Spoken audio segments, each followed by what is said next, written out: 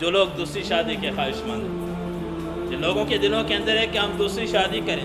یاد رکھیں پہلی بیوی جیسا انسان کو دوبارہ کوئی نہیں مل سکتا۔ ہاں شادی کی اجازت ہے، 2 کریں، 3 کریں، 4 کریں۔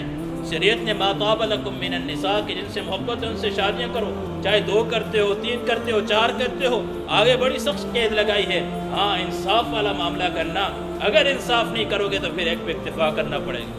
کہا ساری رات کے تہجد گزار، سارا دن کا روزے دار ہے، بڑی عبادت کرنے والا ہے، دن رات مسجد کے اندر سجدے میں پڑا رہنے والا ہے، لیکن اگر اس نے 2 شادیاں کی ہوئی ہیں اور ان 2 شادیوں کے اندر بیوی کے ساتھ ناانصافی والا معاملہ ہے،